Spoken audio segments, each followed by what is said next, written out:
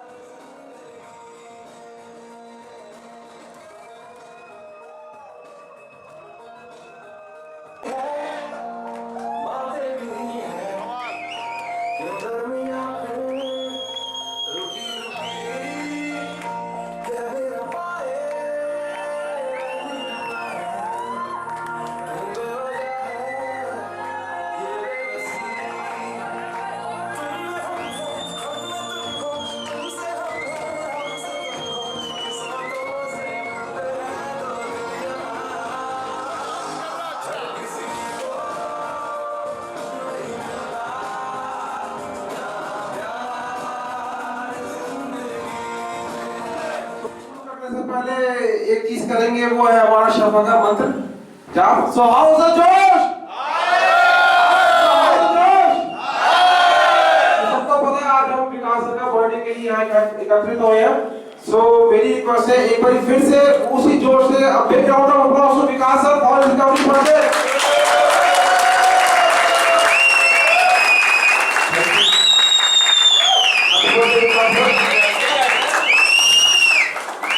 Welcome sir, welcome. So हमारी यही दुआ है सर, आप हमेशा रिकवरी में रहें, स्वस्थ रहें, खुश रहें, बैडमिंटन खेलते रहें, स्माइल पे भी आए। सो हमारी यही दुआ है। सो मैं आपका ज़्यादा टाइम ना लेते हुए और विकास जी का भी ज़्यादा टाइम ना लेते हुए मैं विकास से रिक्वेस्ट करूंगा कि वो जल्दी से यहाँ आए और अपनी जो शेयरिंग है वो शेयरिंग करें और अपना एक्सपीरियंस शेयर करें कि उनकी रिकवरी कैसे रही, क्या प्रॉब्लम्स आई, कैसे उन्होंने फेस किया। कैसे आप सब?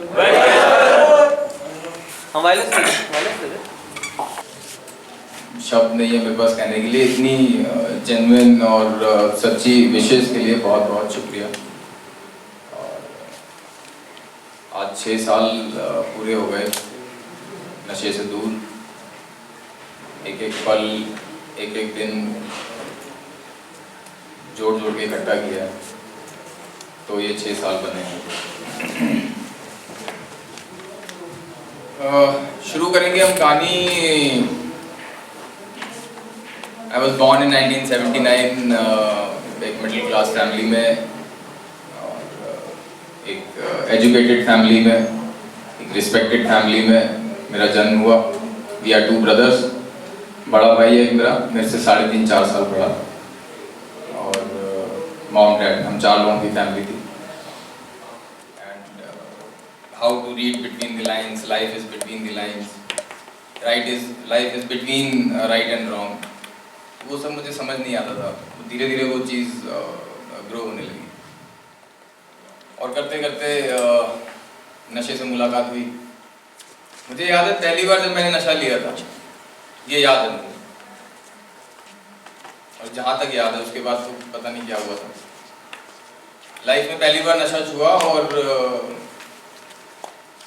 मुझे सुबह 6 बजे घर छोड़ने लाए थे 4 लोग गोदी में उठा के। मेहनत करी, उसके बाद उस डिपेंडेंसी के चलते चलते काम किया, पैसा कमाया, लेकिन वो डिपेंडेंसी बहुत बढ़ती जा रही थी। शायद एक कॉन्फिडेंस भी था कि किसी के बाप की नहीं पीता, अपने बाप की नहीं पीता, किसी के बाप की क्या। जितनी भी अयाशियाँ करी जीवन में सब खुद कमा के करी, ये शायद और एक एडेड फैक्टर बन गया उसमें। मेरे को कोई कुछ दिखाई नहीं देता था।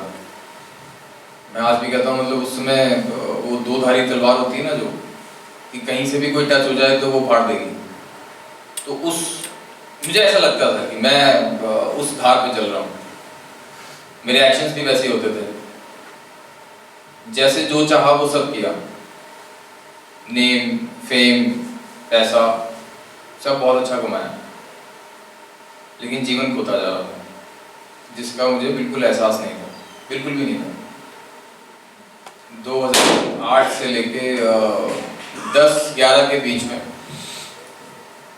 फाइनेंशियल स्टेटस भी गिरना शुरू हुआ। काम पे फोकस नहीं कर पा रहा था, बिकॉज नशे से फुर्सत नहीं मिलती थी। और 12-13 में ऐसी हालत हो गई थी कि सुबह उठते ही ज़रूरत थी। मैं इतना ज़्यादा डिपेंडेंट हो गया था नशे में दैट टू मीट एनीवन, मेरा क्लाइंट, मेरा फ्रेंड, इवन मेरे relative, even to meet Lalu, मुझे अगर सब्सटेंस नहीं है तो मेरी बॉडी में वो कॉन्फिडेंस खत्म हो गया था कि I can meet anyone, I can talk to somebody. और कुछ ऐसी गलतफहमियां, अभी मैंने किसी की तरफ देखा तो मुझे एकदम से याद आया, मुझे कुछ ऐसी गलतफहमी थी कि अभी मैं उस मुकाम पे नहीं पहुंचा था। आप समझना कि अभी भी मुझे ये लगता था कि अभी मैं उस मुकाम पे नहीं पहुंचा था कि मुझे शफा आना पड़ता, मुझे इलाज की ज़रूरत है, कि मुझे इलाज की ज़रूरत है। और मैंने यहाँ के कुछ लोगों को देखा, मैंने वो इनके लिए है शफा, नॉट फॉर मी। मेरे सिर पे कोई अभी तक उधार नहीं है, मेरे घर में सब जिंदा है, मैं जिंदा हूँ, मैंने किसी को नहीं मारा। और पता नहीं कहाँ से मैंने कंपेयर कर लिया लोगों से, जिस चक्कर में मैंने करीब 1-1.25 महीना खराब किया। बट आई वॉज लकी है। अब हम शफा 2015 मार्च के आगे की बात कर रहे हैं। सिलसिला आगे बढ़ा। मैं वो इंसिडेंट हमेशा अपनी शेयरिंग में बताता हूँ। 1.5 महीने के आसपास मुझे जो पहली प्रिविलेज मिली थी, उसने काफ़ी काम कर दिया मुझे ट्रीटमेंट में और ज़्यादा इन्वॉल्व हो पाने के लिए। तो कुछ ऐसी अकाउंटेबिलिटी रही कि मुझे वो प्रिविलेज मिली। और हम लोग 20-25 लोग थे, ऋषिकेश गए राफ्टिंग के लिए, रंजन सर भी थे उसमें। तो मैं राफ्टिंग पहले भी करी थी, मैंने 3-4 बार करी थी। I was fond of rafting. हर साल या 1 साल के गैप में मैं चला जाता था किसी न किसी फ्रेंड के साथ। और ऑब्वियसली जाते हुए पूरा रास्ता नशा, सोते हुए नशे में सोया हूँगा शायद वहाँ पे। फिर सुबह उठ के जब राफ्टिंग करनी होती थी, उससे पहले वो अगर 3-4 पटियाला नहीं मारे तो राफ्ट में बैठेंगे कैसे? मतलब there was no fun in life. कुछ भी करने के लिए वो चाहिए ना पहले। कभी मैंने किसी को बोला कि मूवी देखने जाने से पहले भी वो, जब तक मैंने कहा कि तुम लोग तैयार हो गया हो, मैं नीचे गाड़ी बैक करके निकाल दूं, तो वो इसलिए मैं निकाल रहा हूँ कि उतनी देर में वो सेट है सारा मामला, क्योंकि सारा दिन तो उसी प्लानिंग में जा रहा है ना, सारा दिन उसी प्लानिंग में जा रहा है कि मैं कब क्या कर रहा हूँ, वहां मेरा नशा कैसे अवेलेबल होगा। आप समझते रहना किस तरीके से जीवन चल रहा है। शायद दूसरे तीसरे महीने में कभी ये ऐसा लगा होगा कि हाँ इलाज की जरूरत है और वो अभी जीवन बाकी है, उसके लिए जरूरत है।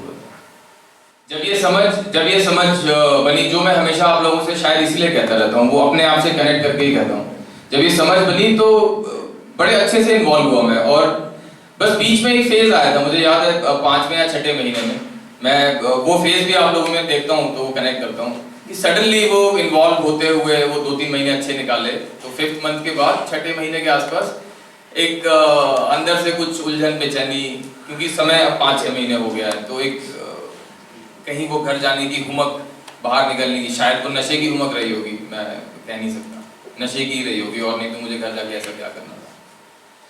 तो एक आध मीटिंग में मैंने स्मार्ट रिएक्ट और ये सब कुछ किया, तब भी मतलब आज मुझे अब कहने में भी शायद आंख गीली हो जाए अभी कि 6 महीने बाद भी जब मुझे लग रहा था कि मैंने इलाज ले लिया है, वो सडनली 5वें-6ठे महीने में मुझे लगने लगा कि मैं तो ज़्यादा स्मार्ट हूँ ना, मतलब आप 100 लोगों में से अलग हूँ मैं। मुझे पहले महीने में समझ आ गया था कि मुझे इलाज की ज़रूरत है, तो मेरा इलाज पूरा। तो 6ठे महीने जब मुझे ये लग रहा था कि मेरा इलाज हो गया है, मैंने अपनी माँ को, बीवी को रुला के भेजा, हताश करके भेजा, मतलब उन्हें शायद घर जाके ये लगा कि ये सारी मेहनत, ये जिल्लत, ये जलालत जो हम सह रहे हैं इसके ठीक होने के लिए, इस तरीके के वो नवाबी एटीट्यूड था, नवाब नहीं था लेकिन एटीट्यूड जबरदस्ती अननेसेसरी का, आज हंसी आती है वो याद कर करके। तो वो किचन में एक ना मुझे ये पता लगा कि हॉस्पिटैलिटी का एक एटीट्यूड है मेरे अंदर, मुझे खुद खाने से ज्यादा किसी को खिलाने में, किसी की केयर करने में, किसी का कंसर्न मुझे है अपना। मेरा सिस्टम ब्लॉक हो चुका था, बिना नशे के कुछ भी महसूस करने के काबिल नहीं था।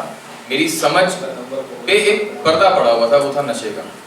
मुझे वो ब्रेक चाहिए था, वो ब्रेक हटा और वो सिस्टम दोबारा चलने लगा। मैं देख पा रहा हूँ चीज़ों को, समझ पा रहा हूँ और कोई जल्दी नहीं है। ये सेंटेंस था मेरा, कोई जल्दी नहीं है। एक छोटे से एग्जाम्पल से शुरू करते हैं इस वाइंड अप को। ये जो आज भाई साहब मेरे साथ बैठे हैं, हमारी कुछ अजीब सी केमिस्ट्री रही, बचपन से रही। नशे में हम लोगों ने काफ़ी अच्छा समय साथ में बिताया, दोनों ने साथ में खूब नशा किया है। लेकिन वो वहीं फ़र्क आया जहाँ मैं एक हद के आगे चला गया था, तो ये मुझे इग्नोर करने लगा। ठीक है, मतलब ये शायद दुनिया में किसी को, जो हम दोनों को जानता है, वो डाइजेस्ट नहीं कर सकता कि नहीं ऐसा नहीं हो सकता, लेकिन ऐसा हुआ। तो वो जो 3-4 साल थे आखिरी के मेरे नशे के, वो he used to ignore me, मतलब देख के नजर घुमाना, फोन देख के ना उठाना।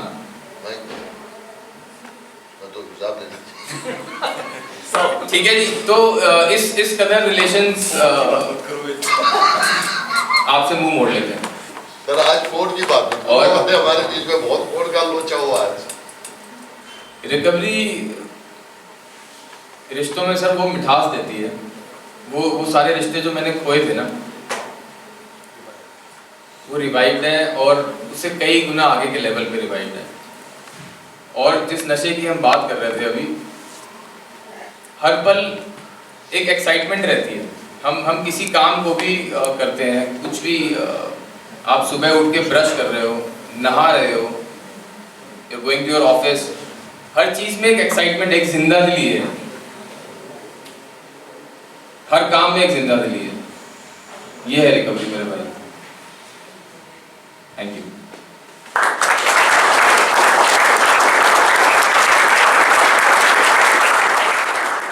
तो 2 लाइनें के लिए आपके लिए बोलूंगा कि मैं अकेला चला था जाने पे मंजिल, मैं अकेला चला था जाने पे मंजिल, मगर लोग साथ आते गए और कारवां बनता रहा।